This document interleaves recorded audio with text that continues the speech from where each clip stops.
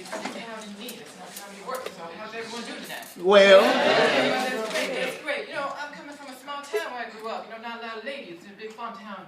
And I look around this base all the time and I see some fine ladies. They are some beautiful, beautiful ladies. Yes, they are. Preach. So many here. Oh, hey, they're beautiful. How you doing? That's great. I'll see you afterwards. Is that cool? So anyway, I was speaking of beautiful ladies. There was a time I was walking away from work. You know, I was done with my shift, touched my car. I was cool. Okay, I'm walking out. And I see the behind and backside of a goddess.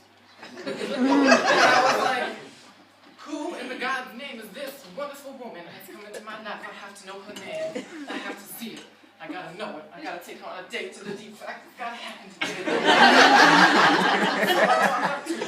I tap her on the shoulder because I only see the backside and I'm already in love. And I say, beautiful goddess from above, what is your name? Please tell me what it is. She turns around and says, my name's Fred. That's fantastic. We became best friends. We were great time. Friends what? Yes. Yes, it is. And you know, I see a lot of gentlemen here that are pretty big. They go to the gym a lot. You know, a lot of people go to the gym today? No? Not today? Maybe before? No? But there's a lot of big fellas. You're pretty big, so you bet your lot? Yes, he does.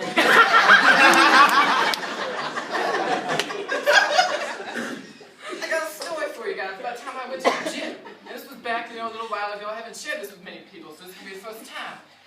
When the Marines were here, there was about 6,000 of them, so they're all over again. I already know how that was. So I get in there, I'm getting ready to do some squats. It's leg day, everyone likes leg day. And I got the bar, and I go ahead and put the 10 pounds on each side, 65 pounds. I'm going big. I'm going big today.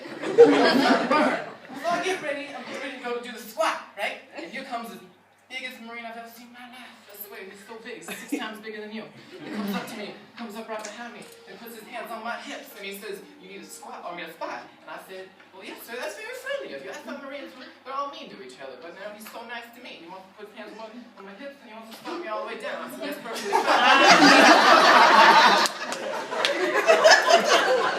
I said, that's perfectly fine. Are you ready for it? He's like, I'm ready.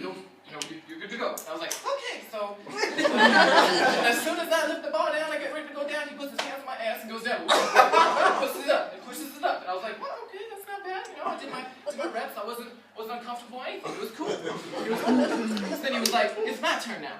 It's my turn. I said, okay, no problem. So I get back there and I put my hands on his hips. I'm not going to put it on his ass. That's not me. So I put it there, and he's like, are you ready? And I was like, yes, sir, I'm ready. So as soon as he goes down, he does this new squat move I've never seen before.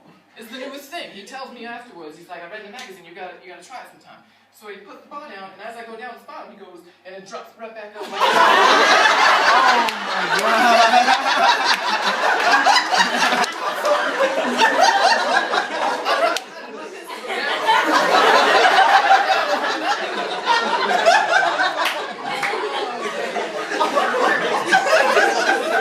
Ladies and gentlemen, I was not weirded out. I tell you, when I was weirded out, I got uncomfortable when there was a Congo line of Marines behind me with him. All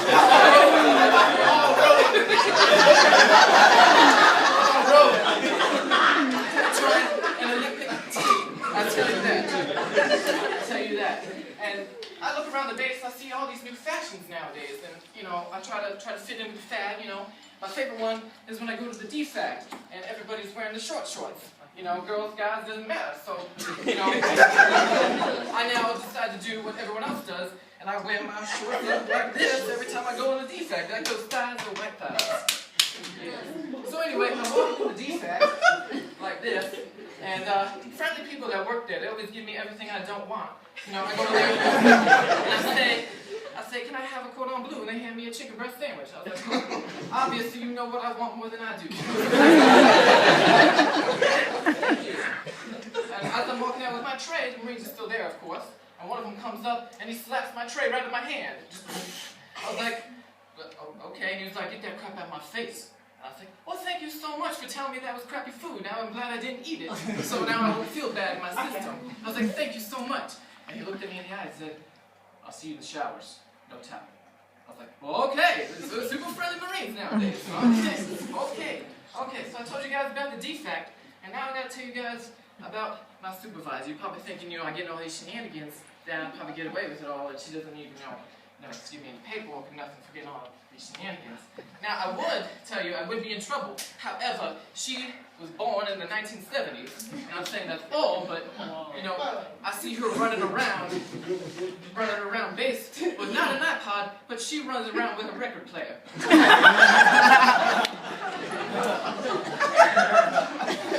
I tell you what, it's pretty funny though, because I come into work, and she tells me, you don't have to come to work when we do, you have an off schedule, so you come in 2 hours later. I was like, okay, that's no problem, ma'am.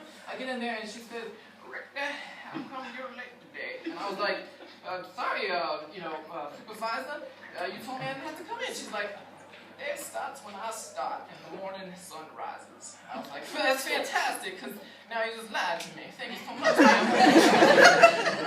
It's okay, though, because paperwork takes a while, because she still uses the typewriter. I'll go ahead and I'll finish off with you guys, and I'll tell you the story about how I got in trouble with my famous commander. It was so much fun. I don't know why I was in trouble. They had to explain to me afterwards. But, you know, fun time. I go off base a lot. I take my own car. I just, the office car, I take it without telling anybody. It's cool because I was asking my roommate the other day, I was like, so that rule about having an E6 or above to go out with you, what does that mean? He's like, oh, that means eat for 6. If you can eat for 6, you can go off base by yourself. I was like, sweet, because when I'm really hungry, I can eat for 6. So I went ahead and took the truck and go downtown. And I tell you what, the people downtown are so friendly. They always ask me, what's my job and where I'm from and where my hours I work. And I feel like a celebrity down there. So this man is wild. The next thing I know, the first sergeant comes into my office. He's like, Richter, I gotta talk to you, man. I was like, oh, what's going on? First sergeant, I haven't seen you forever. It's so fantastic. Like, Richter, we've gotten word from OSI that, you've been giving information to the Nationals, and you gotta go to the commander's office because you're in trouble. I was like, that's fantastic, First Sergeant. Thankfully, my supervisor from my home base told me to bring my full set of blues, so I'm gonna go get it. So I get my blues, and I go with them. So it's me, my fat chief, the First Sergeant, and the commander all in his office. And I'm standing there, and told me to stand at attention, so I was like, okay, why not? And he's talking about stuff that I don't really know, read me rights, born stuff, whatever. And I noticed he's got that little candy jar on his desk, free candies. And I love free candies. I don't know what you guys, but he was talking to me, and I was just kind of. Butterscotch, I love butterscotch. And I tell you what, I thought it was an award, but I was given in front of my supervisor, my first sergeant, my flight chief, what you call an Article 15. And I tell you what, I was my most prized possession for that day. So I was like, I broke out a, military bag. I was like, for me, Commander, you got me a 15? Oh, because usually I thought promotion recognition ceremonies, they give every awards to everybody. So it's like, dap it. And that's how it ended. So now I have a famous Article 15. I'm one less strap. Yeah. So thank you all very much so much, sir. You guys were great.